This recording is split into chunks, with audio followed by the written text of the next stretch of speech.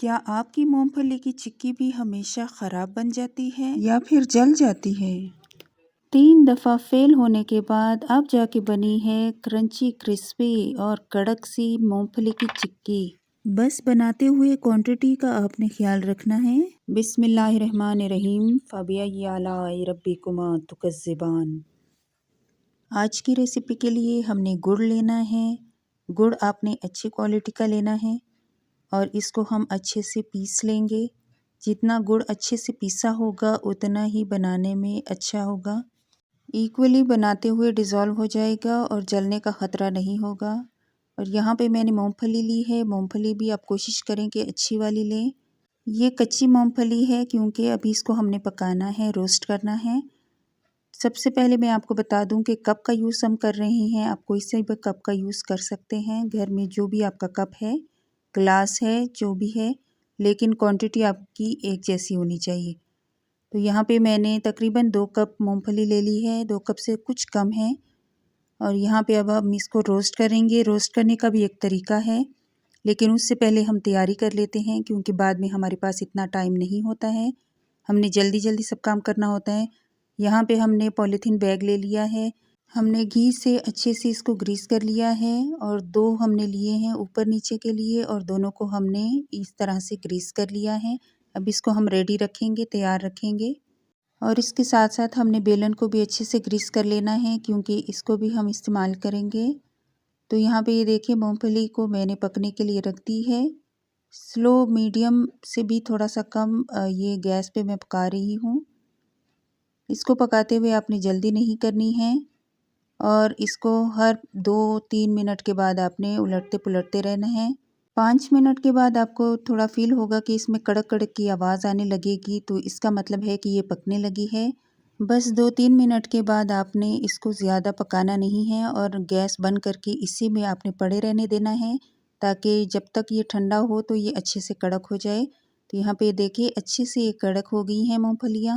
زیادہ دیر پکانے سے اس کا کلر بلیک ہو جاتا ہے اور پھر یہ جل جاتی ہیں۔ تو اس طرح سے اب ہم 2 طریقوں کے ساتھ اس کے جو اوپر سے اسکن ہے وہ ریموو کریں گے، یا تو آپ ہاتھوں کی مدد سے رگڑ کر آپ اس کی اسکن ریموو کر لیں۔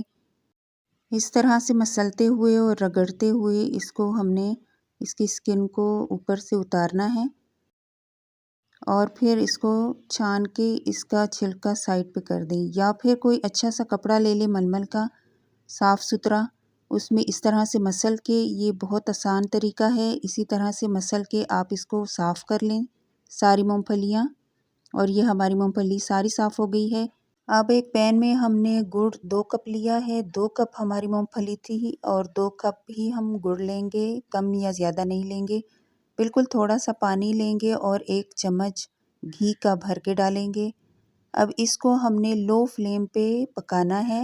یہاں پہ آپ نے آنچ کا بہت خیال رکھنا ہے، میڈیم ٹو لو ہے اور اس کو مسلسل آپ نے چلاتے رہنا ہے۔ یہاں پہ پکاتے وقت آپ نے بالکل جلدی نہیں کرنی ہے، صبر سے آپ نے اچھے سے اس کو مکسنگ کرتے رہنا ہے۔ تھوڑا سا بھی آپ چھوڑیں گے تو نیچے سے جلنی شروع ہو جائے گا اور آپ کی اتنی سب ایفرٹ بیکار جائے گی۔ یہاں پہ پکاتے ہوئے مجھے 15 سے 20 منٹ ہو گئے ہیں۔ اب یہ دیکھیں یہاں پہ میں نے پانی لیا ہے، پانی میں ہم تھوڑا سا اس کو ڈال کے دیکھیں گے کہ اگر تو یہ کرنچی ہے اور اچھے سے ٹوٹ رہا ہے تو یہ پھر پک کے تیار ہے، لیکن یہ دیکھیں اس کا بال بن رہا ہے، یعنی یہ ابھی نہیں پکا۔ تو اس کو اب ہم نے اور چلاتے رہنا ہے، پکاتے رہنا ہے بالکل ہلکی آنچ پہ۔ تو یہاں پہ یہ دیکھیں 25 منٹ آرام سے ہو گئے تھے مجھے اس کو پکاتے ہوئے اور کوئی جلدی میں نے نہیں کی ہے، آنچ میں نے بالکل سلو رکھی ہے۔ اب یہاں پہ ہم نے پانی میں ڈراپس ڈالے ہیں، اب دیکھتے ہیں، اور درمیان میں آپ نے چلاتے رہنا ہے کیونکہ پین گرم ہوتا ہے اور نیچے سے لگنے کا خطرہ ہوتا ہے۔ یہاں پہ یہ دیکھیں بہت اچھے سے یہ پک کے تیار ہے، کرنچی کرسپی ہو گیا ہے۔ تو یہ اب ہمارا ریڈی ہے۔ اب ہم اس میں مونگ پھلی ڈالنی ہے۔ مونگ پھلی ڈالنے کے بعد آپ نے اچھے سے اس کو مکس کرنا ہے اور مکس کرنے کے بعد اس کو، کیونکہ یہ تھوڑا سا ٹیمپریچر اس کا لو ہو جاتا ہے تو یہ آپس میں اچھے سے نہیں مکس ہوتا ہے، اپنے ہلکی آنچ پہ اس کو 2 سے 3 منٹ اچھے سے چلاتے رہنا ہے تاکہ اچھے سے مکس ہو جائے۔ تو یہاں پہ دیکھیے اس کو چلاتے ہوئے 2 سے 3 منٹ ہو گئے ہیں اور یہ اچھے سے اب ریڈی ہے۔ اب ہم اس کو ٹرانسفر کریں گے جو ہم نے پہلے سے بیگ کو ریڈی کیا تھا۔ آپ چاہیں تو یہاں پہ پیپر یوز کر سکتے ہیں اور یہاں پہ میں نے جیسے ہی بچھایا ہے اور میں نے فوراً سے اس کو بیلنا سٹارٹ کر دیا ہے۔ جتنے اچھے سے اور جلدی سے ہم یہ کام کریں گے تو چکی زبردست بنے گی۔ اس کو اچھے سے ہم نے بیلنا ہے۔ تھکنس اس کی کتنی رکھنی ہے وہ بھی میں آپ کو دکھاتی ہوں۔ بس جلدی سے آپ نے یہ کام کرنا ہے۔